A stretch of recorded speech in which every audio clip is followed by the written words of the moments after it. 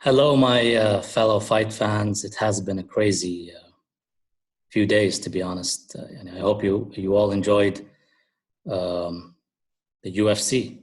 3 events in 1 week. MMA is slowly coming back, whether it's in America and soon in the UAE as well. UAE Warriors just announced they're coming back in June, so things are slowly, stepping up for mixed martial arts fans in the region specifically. And speaking of the region, in a little bit, I'm going to have a new guest that I've never talked to before. I know I've been not very active doing interviews for my podcast or for my YouTube channel. I've been doing a lot of things for UFC Arabia, and soon I'll be doing some interviews for other platforms as well. But I'm really happy that I get the chance to speak to this person. He is a man that many of you know. He is the Brave Combat Federation super lightweight champion. He is also the head coach of KHK MMA and the head coach of the Bahraini Amateur MMA National Team. And we'll talk all about that when he joins in. I think he's ready to join in right now. Eldar Eldarov is my guest.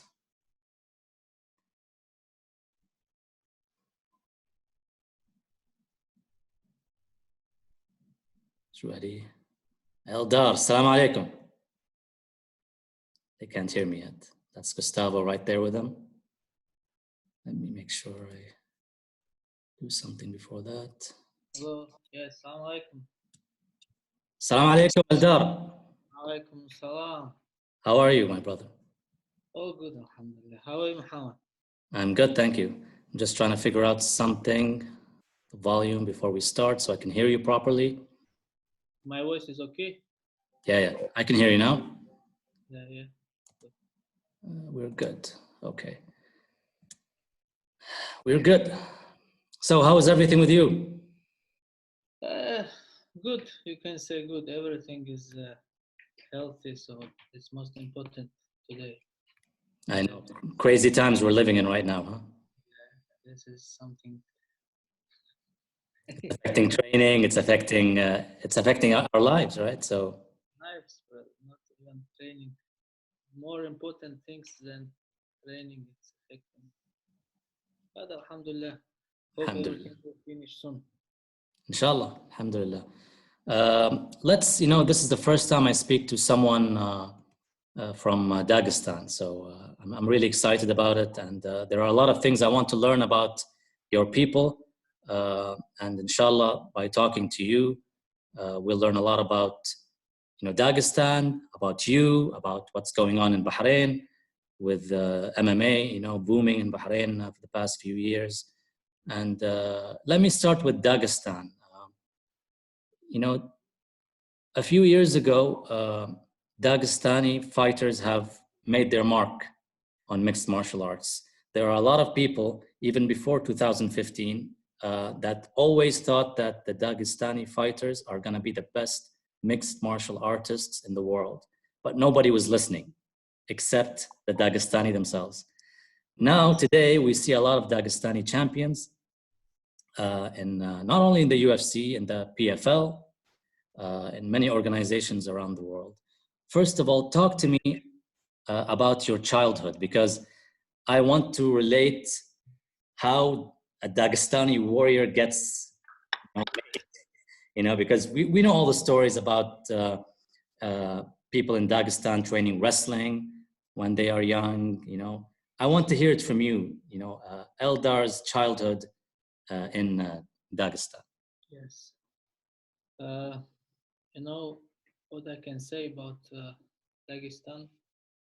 Dagestan is the place with big history, and our nation saw a lot of wars, and we were fighting for our religion, for our culture, for our language, to save this. And we can proudly say that we saved this, and Today we have our own language. We have our own, like Islam religion. 99% of Dagestan are Muslims, and we save our culture, like everything. So that's why we are proud to talk about our history and this fighting genetics coming from that time. You know, and for example, I will tell you, my name is Eldar, and the person from who I got the name, like my father gave me name of Elder, son of Muhammad, and Muhammad, like let's say nickname was Silver Nose. And why? Because in war he lost his nose. They cut his nose in fight, and they made for him to look good from silver nose, and he was always putting this fake nose to look good, and from that our family, they know, like silver nose. From that man, we don't know who was before him. This is the last man from who our family start, we know.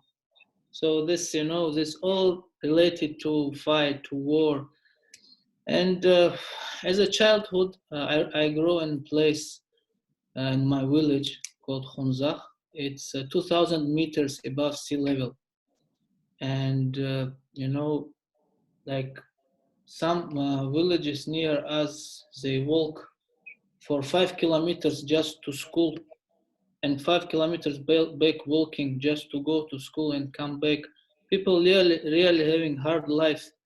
And as a sport, I will tell you a story that when I was 13 years old, 13, 2004, I wanted, as everyone, to start my wrestling career, to become a wrestler. It's like tradition in Dagestan to start your sport career with wrestling. When I came to wrestling school, they asked me, how old are you? I told them 13. They said, no, my friend, you are too old for wrestling. They didn't let me register for that wrestling group. And that time I was so, it's like stressed. 13 years old guy, you are, just a kid, and they're saying you are too old because of competition we have there. Kids from 6 years old, before kids go to school, they go to wrestling. So this for you to understand what is like sport. There's one thing about Dagestan that I heard people say, and I did some research when the first of many fighters came from that region. We always used to hear about Chechnya and fighters from Russia, but Dagestan maybe more recently for a lot of people in the Arab world. And when we did a lot of research, we wanted to understand a lot about that area. And what we saw is that Dagestan means mountain land, right? That's the translation of it. And an Arab geographer, Al-Mas'udi, in the 10th century or sometime during that era, when he went to Dagestan and the Caucasus, he called it Jabal al-Alsun, which means the mountain of languages, because there are many languages spoken. There are ethnicities, right? Many ethnicities, maybe more than 30 ethnicities in Dagestan alone. Yes. So a lot of people are very interested in knowing more about that region, especially, what's going on today. Like KHK based its system on the Dagestani style of fighting, right? And many other Arab countries, maybe like in Jordan as well, because they have people from the Caucasus originally, the Circassian, right? So a lot of people are opening their eyes towards that style of fighting now. So a lot of people want to understand a lot about that region. And there's also the Papaja, is that what it's called? What? Tell us about that when you go to the cage or when you start fighting. What does that mean to you, wearing the? It's I don't know if you saw my last fight. Also, my two brothers were with me wearing traditional suit as well, and this is like it's part of our culture, part of our history, and of course nowadays we don't wear it like uh, I don't, normal life, I don't use this head, but we use it only in, like when we show our tradition, we have special days like this, and uh, like just to, to show our culture. And you, when you walk out to fight with something what, showing your culture, you're having more motivation, and to represent your people, you present your region, and people who watch, they enjoy it, even when this Caucasus, not only Dagestan and this Circassian guys, they supported me in my fight, all of them,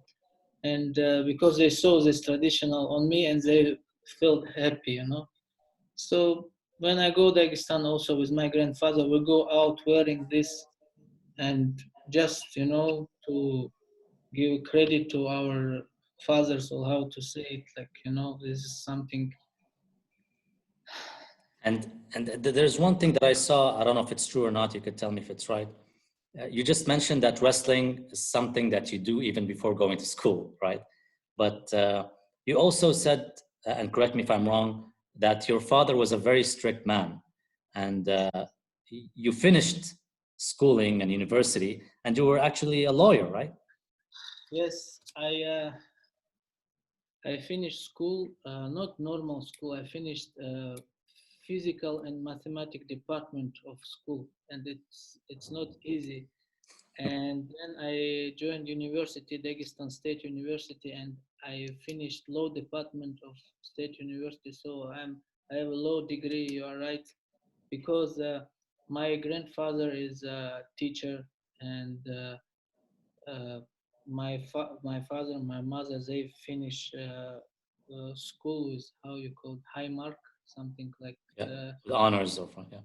Yeah, so they pushed me. There was nobody who support my idea to be a sportsman. Always at my home was that atmosphere that I should study. I should not go for a camp. I should stay and study. I was fighting for this long time.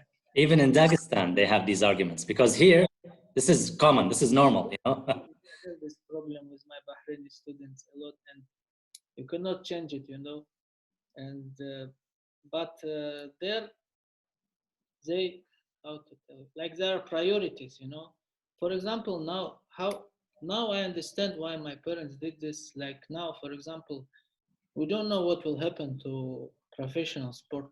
We don't know, like, some people are saying, forget about MMA, forget about MMA, it will stop, and the only sport will survive is tennis, because there is big distance, like Social some, distance. you know.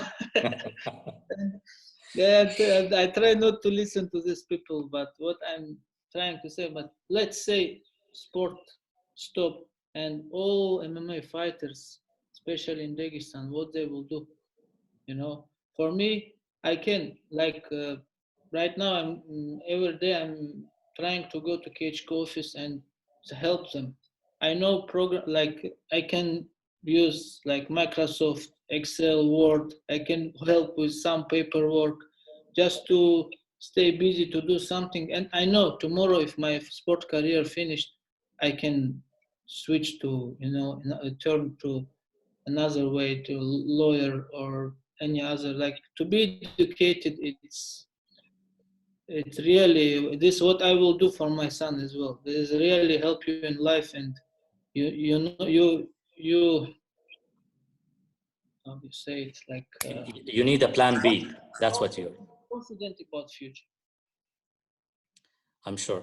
So you started training wrestling. You have a plan B. They didn't let me train. They said, you are too old for wrestling. Then Abdul Manap Nurmagomedov, my coach, Habib father, his elder son and my elder brother, and they were classmates. So our families knew each other from long time, and he just brought me to Combat Sambo group, where coach was Abdul Manap, and there I started. And he is former wrestler as well, Abdul Manaf, our coach, and he put in, like, it was combat sambo group, but the basic was always wrestling, and this is where I learned my wrestling skills and combat sambo with this also. Is it true that in sambo, in the sambo circles, there's a saying, and I believe Habib maybe had it on a T-shirt or something. I don't know if it's true. I can't remember. But if sambo was easy, it would be called jiu-jitsu. Is that true? Is that what you guys were thinking? The real story of this person who created this T-shirt, who put this print on this T-shirt, it was me. So you're the culprit.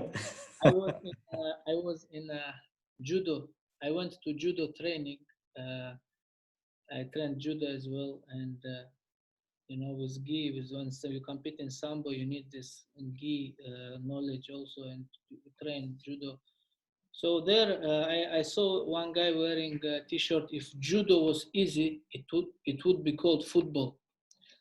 Then I was thinking about it, and then I was cornerman for Habib in his fight against Thiago Tavares in Brazil, in Santa Catarina, I think. So before going there, I think why not? I make this. I just bought normal black T-shirt. I put a print. I cut it from here to look more like gangster. I take it with me in Wayne's. I gave him. He wear it. There is a picture. He's wearing this, and I'm staying behind. And he wear this, and there was no internet. There was no internet. We finished Wayne's. We eat, and then we went to hotel. Then we turn on Wi-Fi. Lot of messages to Habib phone like, hey bro, what you did from American teammates, what you did bro, they will kill you. Jiu-jitsu for them, it's like religion.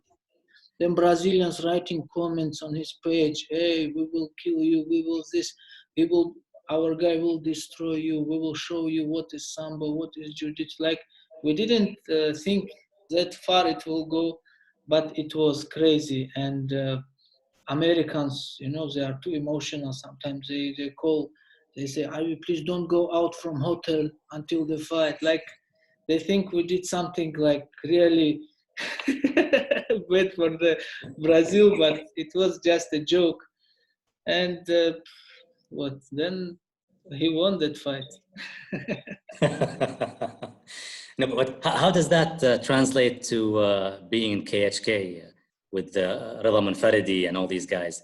Do they kind of remind you of, hey, you did mention one time? They understand When this. you guys fight or grapple, do you like mention these things together?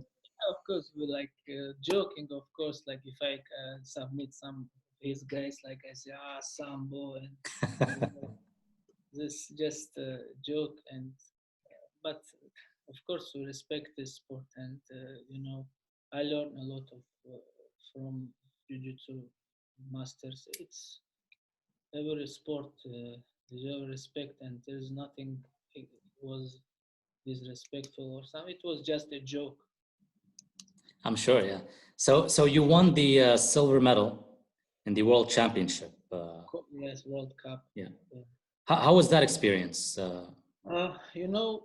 Combat sambo is. If you talk about MMA fighters from Russia who became like superstars in world MMA, all of them started with combat sambo. They are competed a lot in combat sambo because combat sambo, you can call it MMA with gi. There is striking, any kind of takedown, any submission, and just wearing gi, MMA gloves, shorts, and go. I will tell you some names. Emelianenko brothers, Fedor and Alexander, Russian and world combat sambo champions, Habib, world two-time combat sambo champion, Islam Makhachev, UFC fighter Rustam Khabilov, also a famous fighter. Just now he beat Verdum, Alexei Oleinik, heavyweight. Yeah, correct. He is a combat sambo Russian champion and world champion. So these guys, they did maybe 500 fights in combat sambo. One tournament, you make five fights minimum. And when you have this experience, you come to MMA. This is the difference. Why I think one of the reasons why Russian fighters successful in MMA, because we have big experience in amateur sport. Like this was always what I'm saying to my student Hamza. He started his first fight with professional. He entered MMA with professional. I told Hamza, listen, now with your record, you are less experienced when I was amateur, because I did in amateur maybe 200 fights. You just did 8 fights, 7 fights, and you think you are ready for big fights. No, you should have more fights. But he entered pro directly. So this is the difference. But I don't know.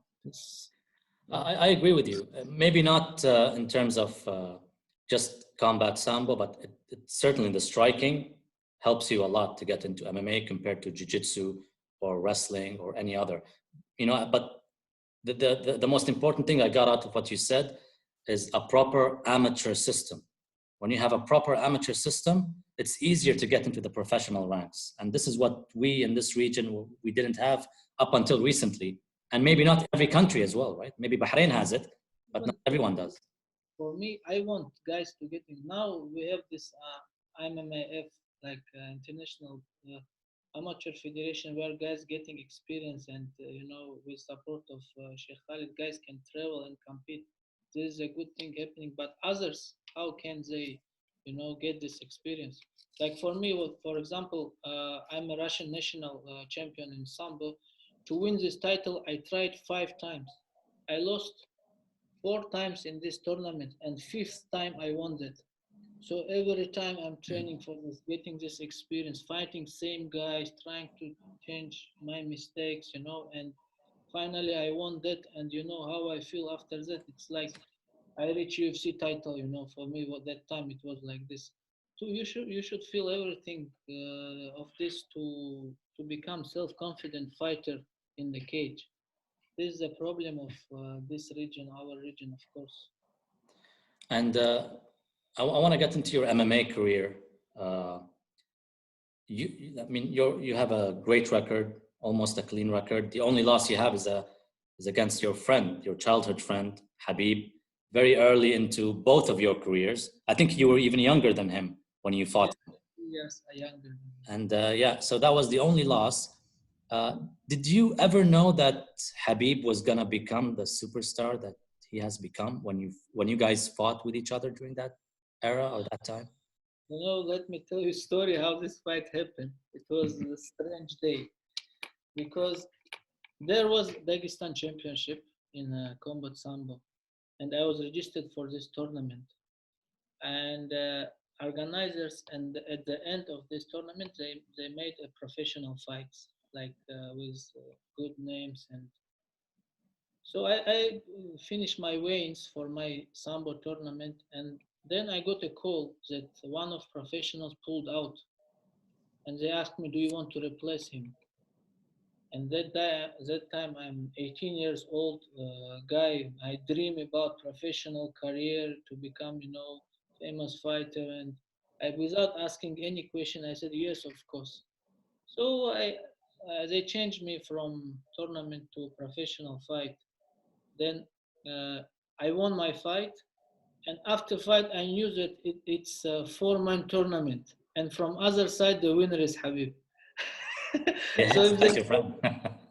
so if they tell me from beginning, you can be his opponent, I would not agree to that, But this what happened then. What was after is another story. Yeah. But of course, your question, from that time, everybody knew it. Everybody knew it because this guy, there was 2 years we spent with together, like almost every day. And it's you cannot attend everyday training. Sometimes you have something, sometimes you don't sleep well. Or this guy in this, what, I don't know which year it was, 1 year, he didn't miss one training, morning and evening, during whole year. Like we were recording this, and You know, this is mentality of fighter. He's not talented fighter. He's, you can say, he's not talented fighter. All what he got is through his hard work and, you know, stability of training and learning experience. So, yeah, from that time we knew because how he was growing and it was, you can see that soon this guy will be on the top. And I don't know if it's still there, but I remember when you look at Habib's bio on the UFC page, they ask several questions about the fighter. You know, who are your heroes? He said, my hero is Eldar, but I think you're younger, but he said, Eldar is my hero. I know both. First of all, what's the story with that? Second of all, it seems like your careers have taken you towards different paths. You used to corner him. You used to be everywhere he fought. You used to be behind him. Now that you're coaching in Bahrain, I feel there's like a separation, right? That happened. Everyone is going their separate ways. First of all, tell us what the story about the hero part, and then tell us about the other story. Yeah. The hero part. The hero part is so when it was like, I don't know, maybe you don't know, he mentioned in his book also, but it didn't come out with English, I think only in Russian. That time I was the one who, you can say, who was negotiating with UFC about his contract. That time nobody was in UFC from Russia. We were looking at UFC fights like Hollywood movies. We didn't think that soon our somebody from our place will be there. And then I was in contact with some people in America. They had a business with Dana White. And they just mentioned to me, they say, you know, if you have fighters, we can talk to him to sign. And I was like, yeah, of course we have, you know, some fight. And then uh, I told them we have a fighter, his name Habib. He's young, but his record is good and he can be something, I'm sure. Then they told me, you know, you need proper information about him. Send me his highlight, his record on Sherdog. That time I didn't know what is Sherdog. So I searched, half of his fight not there. Fight with me also was not there. So we started to work on it. I told him, hey, we need highlight. So we went to mountains. We take a video guy who film videos. He did nice move, like highlight about him training, fighting, mixed, you know. Then all this fights information I collect and sent to Sherdog officials, and they made his proper record.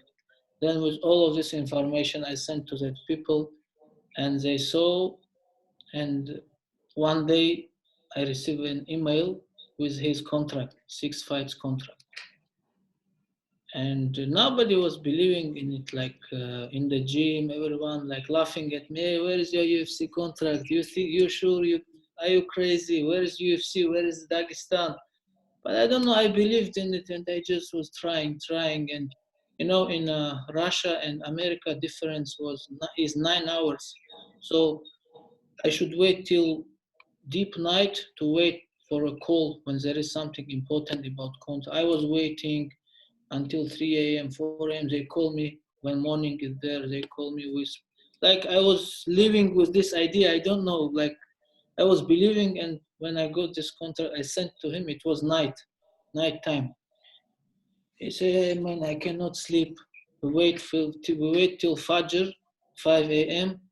We were looking for a printer somewhere in our city what is open. We find one place, scanned, he signed, printed, sent it back, and the same day these news were everywhere, you know, like Russian media, international media, like it was crazy because in long time it was first fighter from Russia. Before it was in UFC 2, 3, there were some fighters, Taktarov, some, but with a new, like let's say new UFC era, he was the first.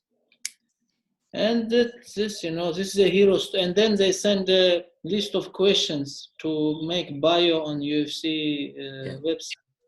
And there, I don't know, he put my name, and we just laugh. He put his son there. At least now we know the story, because a lot of people were asking questions throughout the years. Who is, why Eldar? Like, like nobody understood what, and when you look at the forums, and nobody answered the question. You just question now. So now we know the story. Even when you play UFC game, it was like Habib was, hey, I'm in the game. Like it's big thing for you. You are in UFC game. You can choose, and there is bio of fighter, and it's written there. My hero Eldar is, hey, I'm there too. Like You in the game. You in the game too. yes, this was one and second. Yes, why separated? Yeah. Yeah, the different paths. Used to corner him all the time, but So what was when I came to Bahrain 2015? Uh, here was not like a KHK team. There was I just came to help Hamza to prepare for his fight against one Jordanian fighter, Ghalib. It was really uh, important fight, first big fight for Bahraini fighter, and we did a great camp. We choose one fight plan and follow this plan for 2 months. 8 weeks we train the same plan, and in fight everything what we planned worked, and Hamza won that fight. And that time when we came back to Bahrain, it was like Olympic champion came back, because it was first time for Bahraini fighter internationally bring a big win. Newspapers, magazines, and TV interviews, Hamza everywhere. It was really big for Bahrain. And then His Highness Sheikh Khalid told me, hey, Eldar, you're not going anywhere. You will stay here. We will not let you go. Call home, tell your parents, Alas, I'm in Bahrain. I'm Bahrain. And they didn't let me. I'm still here, 5 years now. So that time, uh, Sheikh Khalid came with idea to make a professional team, KHK MMA team. And I gave them ideas, said, Habib is now representing one Russian team. There was Fight Spirit team in Russia. He was representing that team, but contracts finished that time. And I told him, you can, I can talk to Habib to represent KHK and to be part of us. Of course, Sheikh Khalid, he followed him and Islam Makhachev, two of them. He said, bring, let's do this. Then invited Frankie Edgar. Uh, like there is one guy, Shorty Torres. yeah. He's now in Brave. He won. Even Hanzo Gracie was in the press conference, I remember. Yeah, Gracie came with Frankie, Frankie maybe? from John Kawana from Ireland. His Yeah. best students came, and he came also. It was really, if you think now, it was one of the best international teams in the world. Then how it started, and they came. We continued here, but when it happened in 2016, like vision changed, and there was decision to make Brave as organization, not as a team. And they, to each fighter, they like informed that if you want to stay with us, please sign with Brave. We will give you contract, or if you want to leave, is your choice. So I stayed in Bahrain because I was already coach for national team and a lot of friends here. For me, it's you know I see all my life now in Bahrain, because I really love this mm, like culture and people, everyone. Like for me, it's became a home now.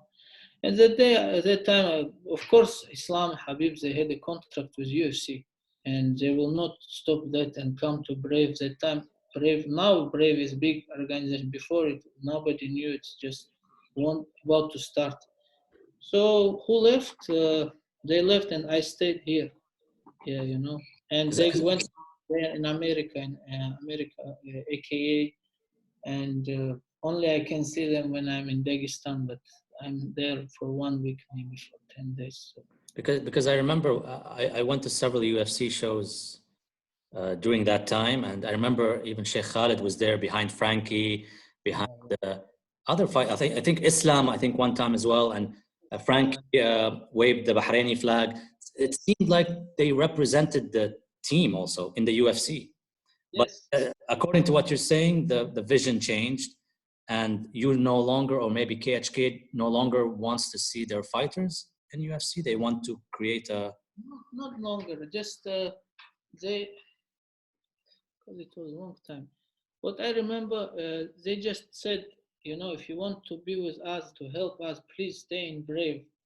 But, you know, we see this way of growing now. We want to create our own organization. And but then who is out of Bahrain, uh, they just, you know, they say, if you want to be with us, to have a contract with us, you know, as a one team, please stay in Bahrain and be part of Brave. We will give you good contract. But of course they didn't. If I'm on their place also, I will not agree to. They don't want any. They didn't want anymore to somebody to represent KHK in UFC. They wanted to see them in Bahrain, you know, in Brave events. Interesting. Yeah, because I noticed these things. I noticed like there was a lot of focus on the SBG Ireland, and then a lot of I would say the management of Dominance MMA with Ali Abdelaziz. You guys didn't choose fighters from, maybe now you are focusing on Bahrain and you're focusing on some Arab fighters, some Dagestani fighters. But back in the day it was a different, I think you tried to put the team name publicly, like globally. And now you're set, you're a big team and you want to settle in, right? You want to develop it internally. That's what I... Well, to be honest, now I cannot answer you why was this decision made. Like now, when you ask me, I'm thinking, but I don't know exactly what was the idea. Like why they didn't continue team really to be in UFC there and here. Maybe they will change this vision again. But this is what happened. Let me rephrase. What should we look forward to as to the future of KHK? Because you said you are coaching the national team, the amateur national team. They're separate. They're not part of the professional team, right? The KHK team. So what should we look forward to when it comes to KHK? Is it Hamza Kohiji and some Ahmed and some other fighters in the team? What changed? Like that time, as we discussed, there was completed fighters came to represent the team, like coaches, fighters. But now you don't have in KHK team a fighter who came already with big name or something like that. Now IMMAF, this main organization where our fighters fight, we are ranked #1 team in the world ranking in 60 countries. And first world championship in 2015, we went and we came back with 0 medals. 2016, we went and came back with 1 bronze medal. So last world championship, we won 5 golds. Yeah, with junior, you can say 5 gold medals. Like there is a fighter who is now, he's from Dagestan, but representing Bahrain. He came to Bahrain just pure wrestler with 0 experience in MMA. We worked with him 3 years. His name Ramazan Itino. Now he is pound for pound #1 fighter in all amateur rankings. This is how I can show you example of what KHK is doing. And the next goal is to build Bahraini from amateur who will move to professional and start his pro career, to build this Bahraini fighter and to make him world-class level fighter. This is like we're starting from, we are building fighters. What's happening now? I also let's use Hamza Kohji as an example because he's like your oldest student. I've noticed you took him to Dagestan for training camps. He's been focusing a lot on his wrestling and his strategy during fights, not a lot of striking. Is that the strategy you see going forward for most of Bahrain in terms of professional mixed martial artists? Is the the Dagestani strategy formula, the figure four around the legs, the wrestling? Is that, do you think, the base that every Bahraini fighter should have going into professional MMA?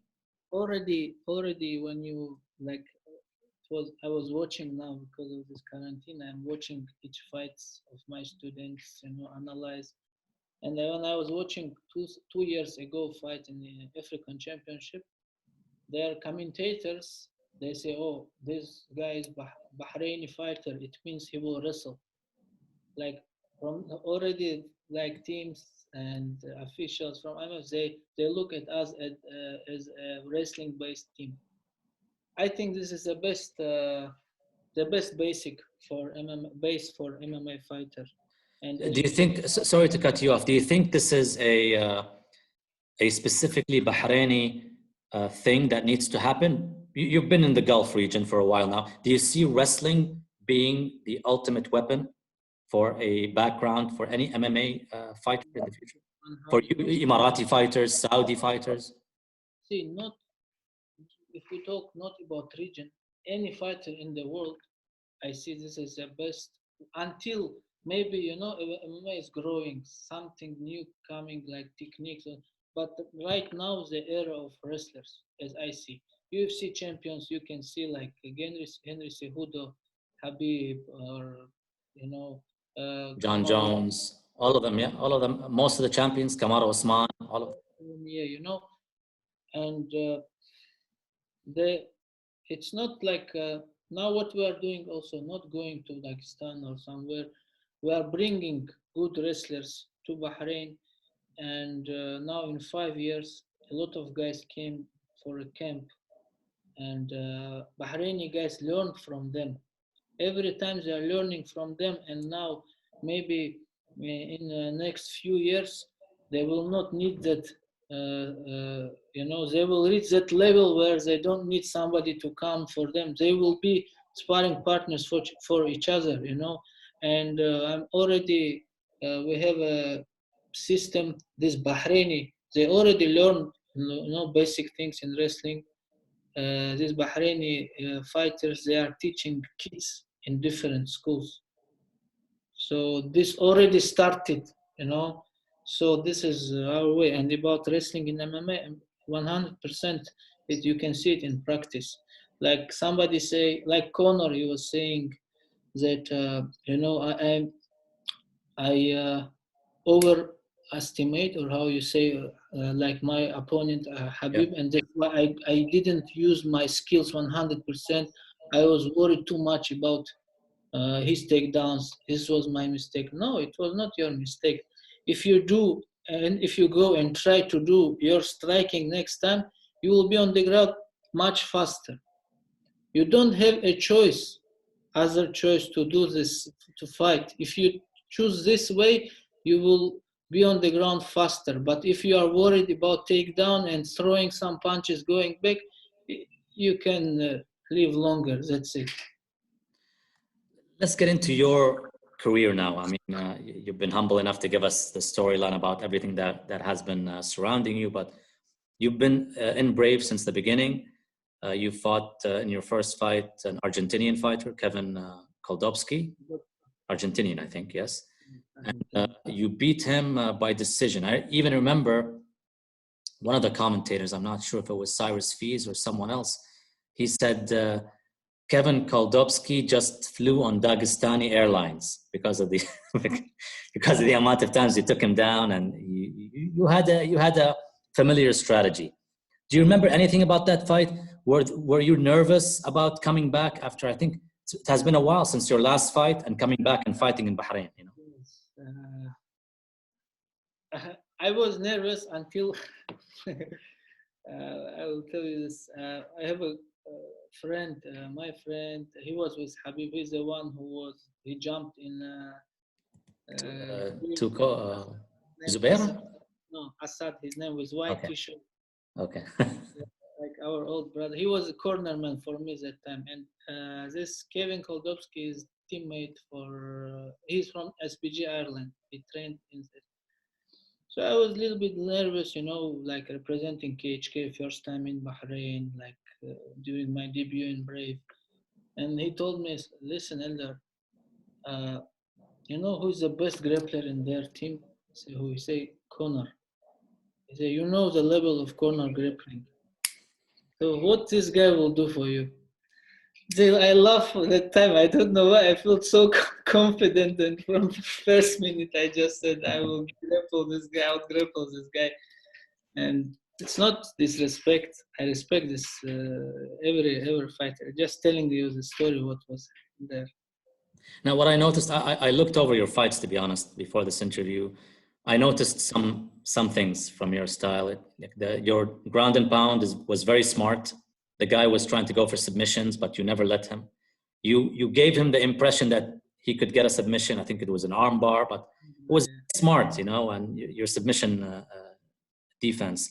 And you were also brave with your striking. You weren't afraid to strike. Even most of your fights, you weren't scared to do some striking, but maybe more so in your last fight. But let us continue talking about progressively about your other fights. You fought a Brazilian, so you went down to lightweight. Was that a decision you always had in mind, going back to lightweight? Lightweight was just I something will tell for you, before my fight was Henrique Rasputin, the Brazilian, yeah. my fight was this Argentinian guy. I fought in Kuwait in a GFC organization against one huge guy. His name Tanner Saracina.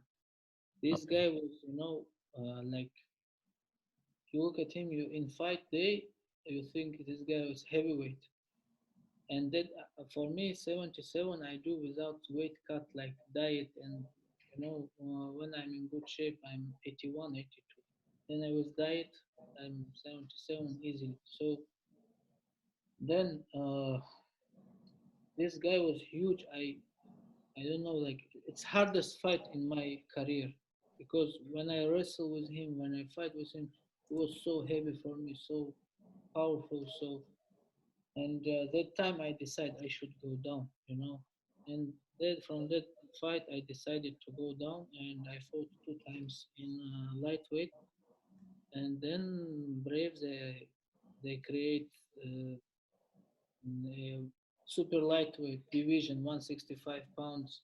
I call it Eldar weight division because it's perfect for me. It's a perfect weight class for you. You fought Brian Hui after the Brazilian, and then I also noticed a lot of your striking in that fight as well. The punches, the low kicks. Many people said because the fighter Hui hurt his leg, so you kind of became more motivated to use your striking. But moving on to your last fight with Munir Lazaz, again, you kind of showed, again, you were not scared to strike. Honestly, I believe, regardless of what happened, the controversy, I'm going to let you talk about it because I have to give you the chance to talk about it because, Really. the first time I talked to you. But all things considered, I think you won that fight. Everyone thinks you won that fight. Points. You can listen for referees. It was 50-45. The Yeah. referee. It was a, regardless of the controversy, you won that fight. The strategy was perfect. You fought the most dangerous fighter in the region, stand-up wise, no question about it. And you still won using your strategy. uh, do you even want to talk about the controversy surrounding that fight? I know it's been 1 year ago and a lot of things have been said, and honestly I think uh, we should move on because nobody's doing anything. Nothing happened. No, Issue was this, between two big organizations. when guys informed me that there's a chance to do interview with Hosani, I was happy because you was the first officially. It started from your podcast, and people knew about this issue from your podcast. And you see, I didn't do any, announcement, anything. I wanted to do it same way, like official. And when I have a chance to do it from the same platform, this is the best answer. And you can see both sides, and now you will see, you will make your decision, your opinion. So the controversy surrounding that fight was not the reason why you still did not defend your title? No, I was going to fight in Sweden, Brave Sweden, April when? April 18. 18, yeah. April April 18. 18, yeah. I was signed contract for that fight, but unfortunately they They uh, postponed the event. Who are you supposed to defend your title against? there is, the problem in my weight. It's new weight, and there was no contender for my weight. Like it's new weight category, and I told them, please let me fight at least normal fight in welterweight in 79. I'm ready, and they agreed, and they gave me fight because I don't want to wait so long. And just they gave me 79 kg fighter from Gustafsson gym. Okay, fair enough. How is, that's another question that's really interesting because you're maybe one of the few fighters that have a coaching role and at the same time you fight. When it's time for you to fight, like April 18, what do? You stop coaching and you have a training camp and you let your students train you like sparring partners? What goes on? It's such a difficult dilemma. Yes, Like, do you still coach or do you? it's really difficult. Like if you see at my career, maximum last this like maximum I fought 2 times a year. Usually, active pro fighter he should fight 3 times, 4 times. But the main reason is because I'm mixing it with coaching, and especially here in Bahrain, uh, it's a responsibility. I'm the coach of national team, and I'm representing country, going with their flag with students, and sometimes His Majesty King of Bahrain watching Bahraini team fighting, like, and it's on my head, and I cannot just you know I must be responsible for my job, my work, how I do it. That's why I fight not more than 2 times a year, and when I have a fight, usually 8 weeks before, I bring somebody from my friends, from other coaches who I know, who I trust, who I can trust my team, and I let him do my job, and I just focus on my camp. This is what happened, and everybody understand. Federation, everyone know my situation, and I'm bringing really high level coaches, so there nobody is complaining about it. This system is working, helping each other. Do you think that the coaching is kind of slowing your career a little bit? Do you feel it does, right? Do you feel early retirement is an option for you? It's, you know, I'm young until I'm 28 years old. So now I don't feel like I don't have enough energy to do this boss or something. So until I have this, I'm doing it. But if I will feel that it's not enough time, not enough energy for me, I'm recovering like not like before, I should choose one. I should choose one. Either I talk to my team and just we choose another coach to be responsible for that part, and I focus on my career, or retire. But until now, this idea didn't come to my head. I'm full of energy. I'm training with guys morning and evening, so we'll see how it goes. And going back to the Bahraini national team, what should we look forward to? I know that under your guidance and obviously the vision of Sheikh Khalid Mohammed Al Khalifa, the team is number one now in the world, and you mentioned that as well. It's pretty fascinating, that a small country in Bahrain, and the sport is what, 5 years old in Bahrain, maybe? And, it's not even introduced in the schooling system. It's not even introduced in the army or anywhere else, but it's just a passion, right? It's like a small team that started in KHK and then the national team. And now it's number one in the world against countries that probably have a longer history, right? So, first of all, how did you make that happen?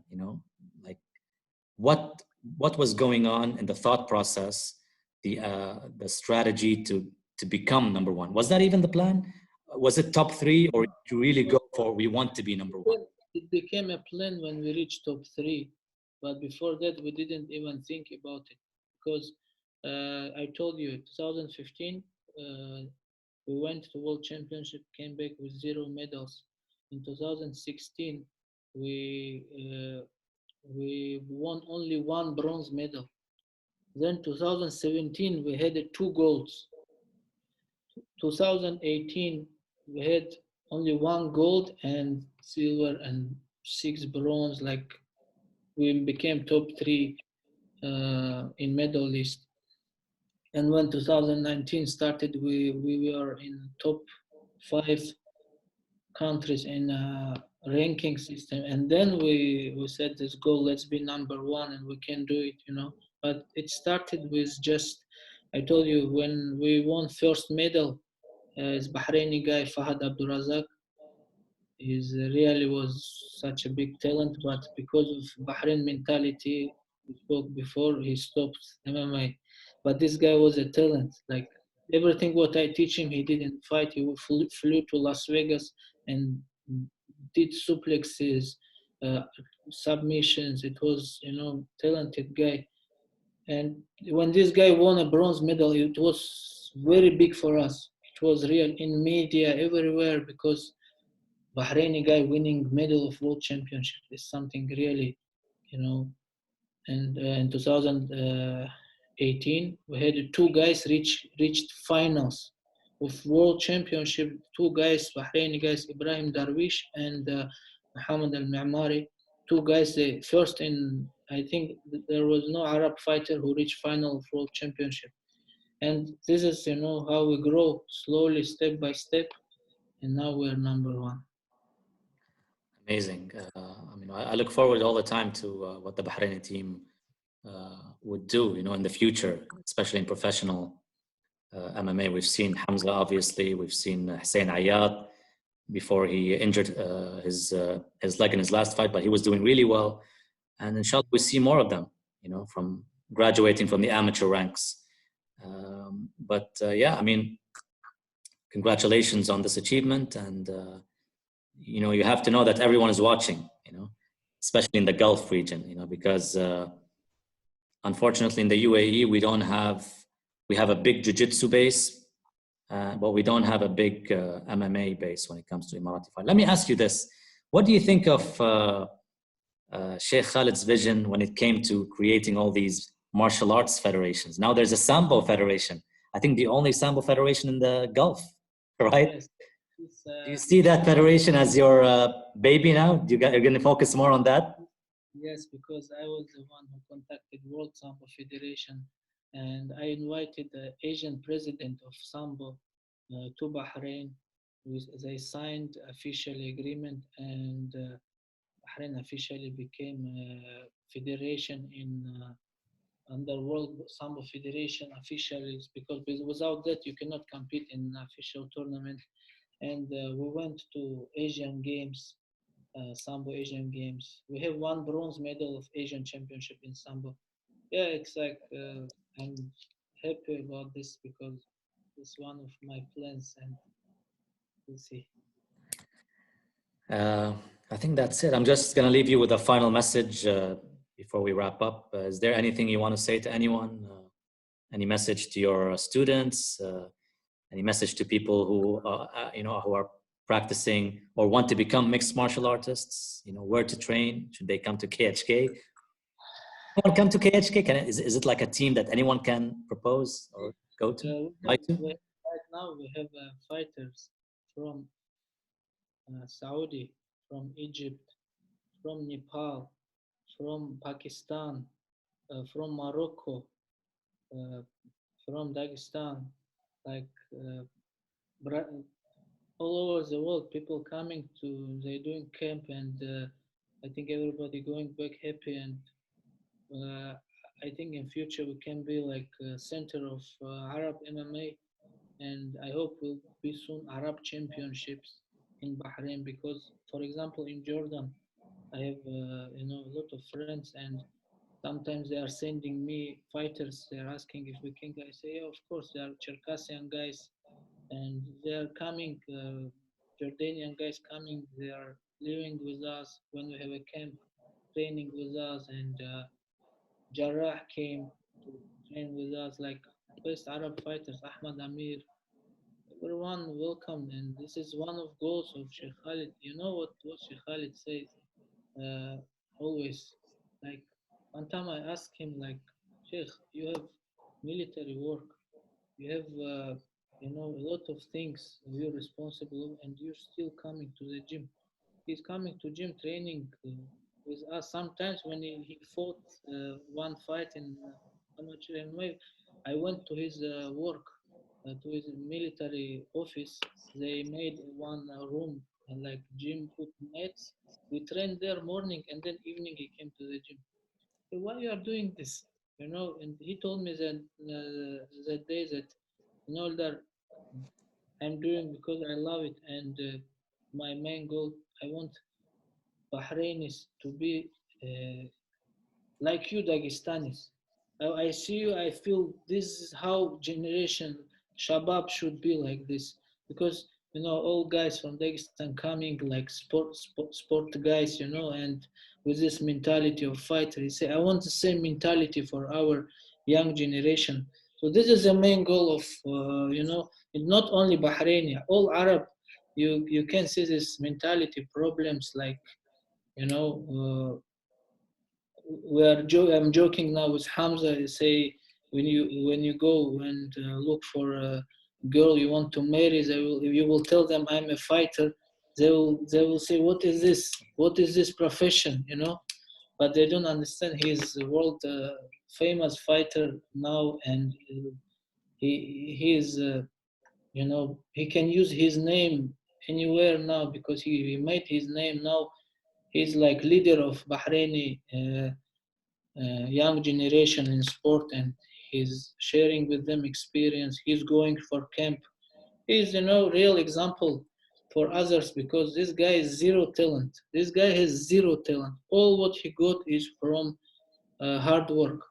Even now, like when everybody in isolation, I don't need to call him and ask him. Usually, I'm calling my students, asking, "Are you training? Are you doing sprints? Something?" I give them what to do.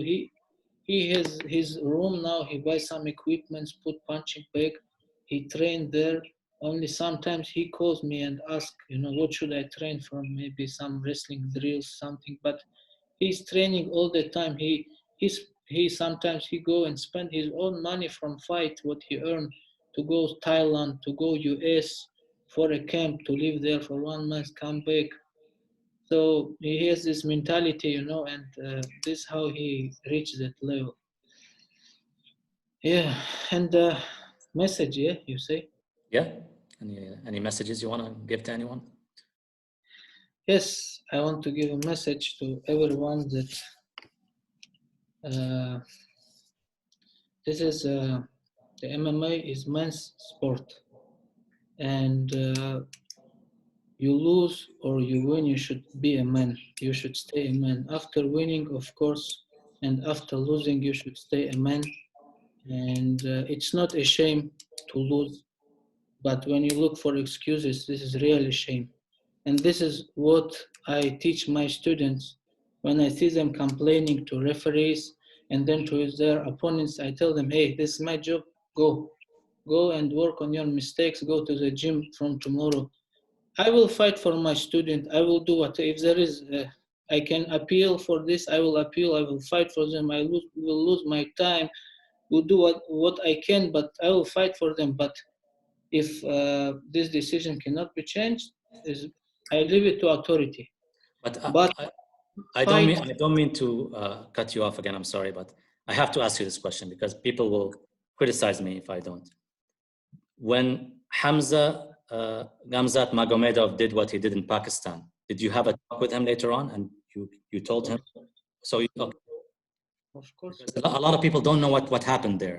They like, why did yes, it was unusual for somebody to lose his cool like that. yes, 100%, and not only me, like even Sheikh Khalid. Sheikh Khalid spoke to him, like president of Brave spoke, and it was like, of course, it's not right. I'm So sorry, I had to put it there. I hope you understand, but you're right, yeah. you're right, and that I teach my students always. I teach this. It's about respect. Like last time, we went to Australia, and one of our Bahraini guys fought, uh, and it was very close fight. And I will not say that he lost, but it was close fight. And then referee raised hand of other guy, and the guys in the evening I see they attacking other guy account. Hey, you lost. Like this federation posted this picture. They writing a lot of trash talk. Hey, you really lost that fight. I made a meeting and I told them delete all your comments and show respect. This is not face of KHK. This is not face of KHK. Don't do this anymore. If you have a problem with him, go to him. He's here in other room. Talk to him. It's not his problem. It's problem of referee. Go talk to referee. Appeal to referee if it's possible. If not, why are you doing this? What you will get from this? So I shouted at them, and this was like when I because for me it's different. For me, it's if you say something, you should be ready to say it in front of this person and not smile to him and say, Mabruk and shake his hand and then go behind and write something. This is not, I don't understand this. That's awesome, man. That's a good message. And I also learned from what you said, and I hope people got it from what you said as well, that there are a lot of great fighters that are not necessarily born fighters. You can create fighters. This is what I learned from you talking about Habib, you talking about Hamza just now.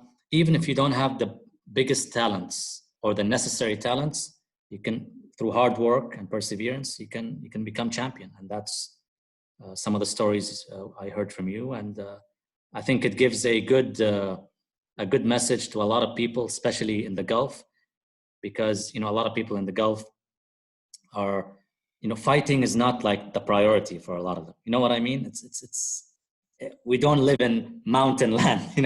Like we don't live in a rugged environment for us to fight. Sure, the new generation is a fighter now because of what's happening around the world.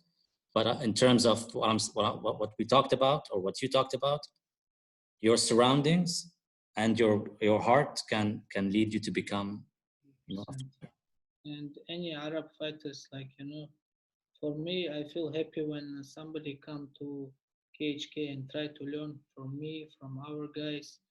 And you believe me, you are always welcome. Any fighters like UAE, anywhere, contact me. And when we have a camp, this is the best time when you can come. And why not? We are always open for, especially for Arab countries. I told you what was the goal for Sheikh Khalid doing all of this. Is one of the goals to make Arab nations stronger, like before. inshallah. And Bahrain is very close. If you want to have a training camp, why not do it in KHK? I love that. I thought it was an exclusive team. Nobody can join, but now we have an open invitation, and hopefully people take it. You can contact me and social media, and I will respond. Anyone who listens to this. Thank you, my brother. Appreciate your time. We clocked in more than an hour, I think. Good talk, entertaining stuff. Hopefully we have many more in the future. Maybe before your fight, after your fight, after all this pandemic. I wanted to do one, because I have a lot of friends in UAE, and they told me, hey, let's do one like party, or how you call it, for all fans, all friends, all haters, for everyone. So I thought at that time it was not good time, I think, but now I'm sure after my next fight, inshallah, I will win that fight, and in you will have invitation from me, a special guest, to come to my party. Inshallah. I'll be there anyways, either commentating on your fight or attending any of your training camps. I'll be glad to be there. It was good talking to you. Thanks for your time, and we'll catch up soon, inshallah. Anytime. Thank you, my brother.